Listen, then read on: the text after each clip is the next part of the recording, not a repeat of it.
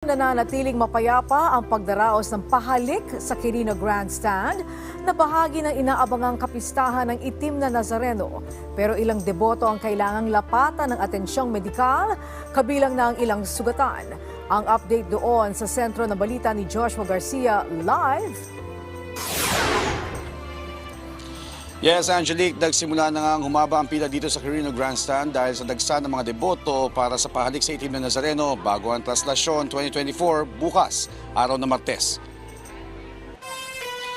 Angelique, hindi alintana ng mga may kapansanan at matatanda ang init ng araw, makahalik lang at makapagpasalamat sa itim na Nazareno para sa mga biyaya at himala na kanila natanggap.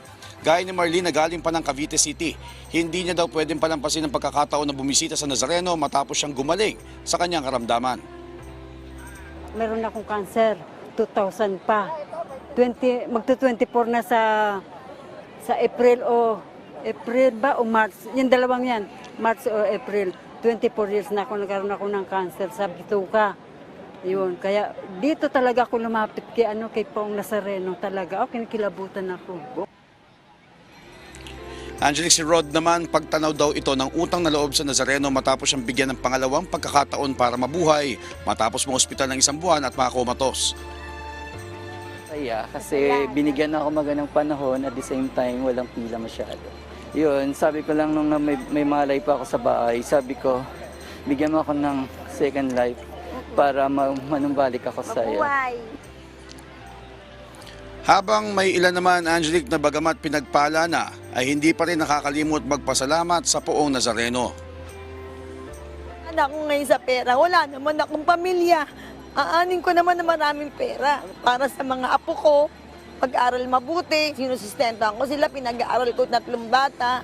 At sana humaba pa ang buhay ko para sa kanila. Samantala, Angelique, may ilang deboto naman na nabigyan ng atensyong medikal kani-kanina lang. Ayon sa MMDA First Aid Station, may naitala silang 21 medical cases kung saan may mga nagpa-check ng blood pressure, sumakit ang tiyan at humingi ng gamot sa hilo. At 5 trauma cases na kinabibilangan naman ng ilang bata na nasugatan dahil nadapa, nakaapak ng bubog dito sa paligid at iba pa. Sa pinakuling datos naman ng Manila Police District Station 5, pumalo na sa mahigit 43,000 ang running total ng crowd estimate simula nitong January 6 ng alas 6 ng hapon hanggang kaninang alas 12 lang ng tanghali.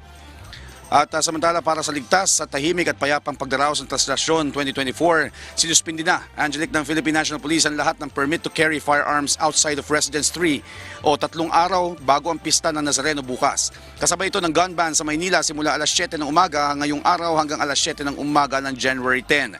Nagsimula na rin ipatupad ang no drone o no fly zone o no sail zone kahapon hanggang sa Miyerkules. Epektibo na rin ang liquor ban ngayong araw hanggang January 10. At habang bukas ay ipatutupad ang signal jamming sa ruta ng prosesyon ng Poong Nazareno mula dito sa Quirino Grandstand pabalik ng Quiapo. At kung napapansin nyo, Angelique, sa aking likuran ay natatanaw pa naman natin yung dulo ng pila pero nagsimula na nga itong umaba, hindi katulad kahapon na umabot ang tao dun sa may Rojas Boulevard. At napapansin din natin dito na merong mga sapat na kapulisan na nakadeploy sa paligid para panatilihin ang seguridad at kaayusan sa kapaligiran. Angelique? Okay, so Joshua, paano yung mga deboto na may mga kapansanan o yung mga matatanda na hirap ng lumakad, paano naman sila natutulungan? Yes, Angelique, buti na itanong mo yan. At yan yung tinandong din dating kanina sa MMDA First Aid Station. Meron silang tao dun sa may entrance, dun sa may malapit sa Rojas Boulevard.